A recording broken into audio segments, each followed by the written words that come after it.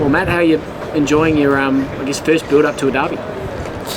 Yeah, it's pretty much a standard week as always. Obviously, it's an exciting game coming up.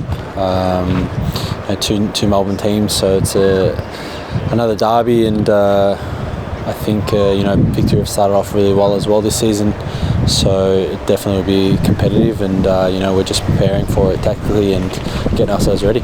Externally, it feels like one of the more anticipated derbies in a long time. Can you feel at all that extra sense of anticipation ahead of this one? Yeah, I think the big thing is obviously last season Victory didn't have the greatest of seasons, and they fell short. And the derbies, were pretty dominant on City's side. So, from now into the start of the season, I think they've showed a lot of consistency, and they're very structurally well set up now with Tony Popovic coming in, and they've obviously got off to a good start with picking up some points, and I think that's probably why it's a bigger build-up, because now it's definitely going to be much more competitive than probably last season based on the season they had. What was the big derby for you when you were playing over in Germany? Can you draw on anything from that experience? Yeah, the biggest one definitely was probably when Union Berlin went up to the Bundesliga, and it's a big thing over there. Who's the king of Berlin, and obviously Hertha's probably the bigger club, but Union is doing really well the past few seasons, and they've put together a really strong club. So that was by far the biggest. What treatment? What was the sort of treatment like? I heard Caliver from Victory talking today about some of the ones he played in. He was getting mobile phones and stuff thrown at him. What was your sort of experience in those German derbies? Yeah, look, to be honest, in terms of the fans, ours were probably more intense than theirs. We had some pretty die-hard fans, which could get quite aggressive on game day. So there was a big build-up. The fans would come midweek and watch a training session and stand up, and they'd have their two main guys, with the speaker talking to the boys, and got nothing thrown. It was actually a game. We played two games against them, and one was without fans due to COVID, and the one that we did play was at their home ground.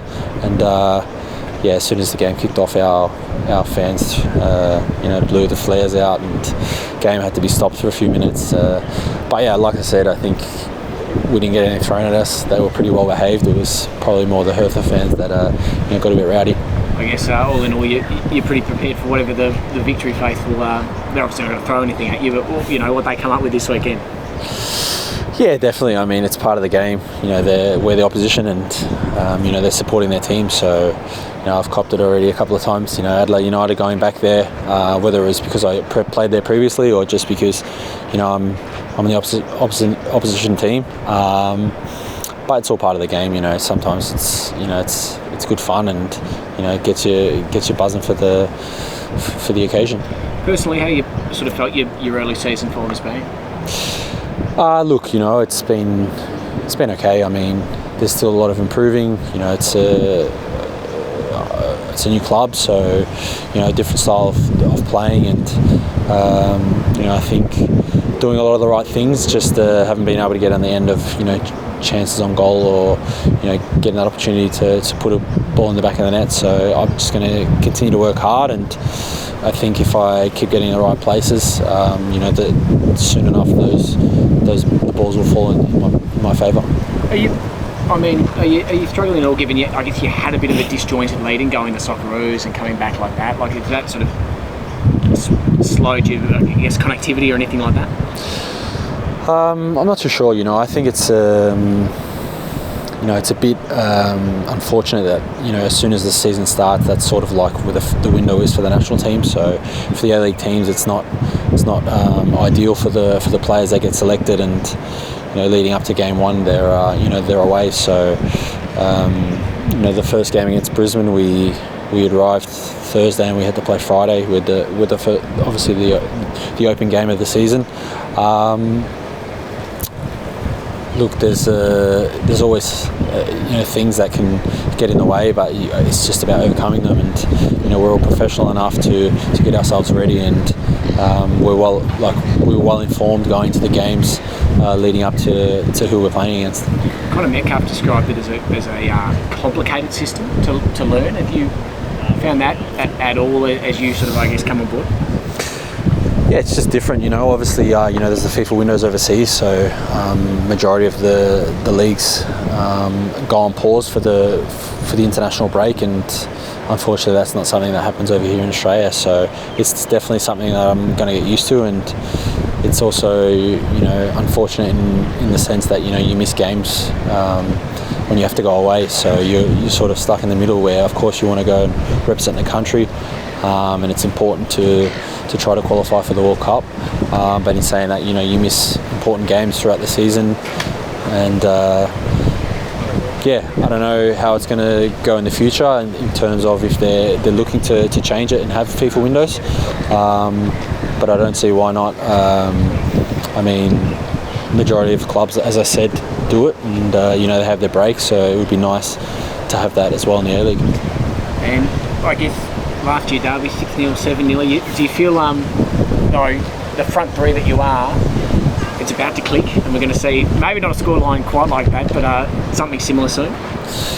Yeah, definitely hope so. I think Victory have improved in so many areas. They've picked up some key players, and like I said, as Tony Popovic coming in, he's set up a good core to the team, and they're structurally, defensively really strong. So I think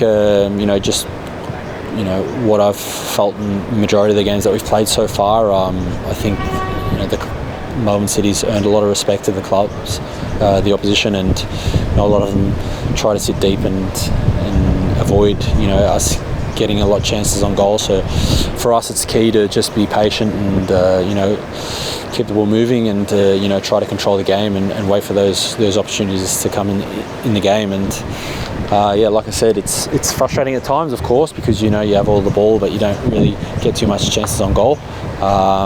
But it's just one of those things. You're going to be mentally strong and continue to work the ball, and try to get one in the back of the net. Last one, I guess. Is PK worried at all, or what's sort of the message been after, I guess, a little bit of a slow start? No, he's not worried at all, and we obviously review the games and see the positives and the improvements we need to make, and there's a lot of improvement, a lot of positives.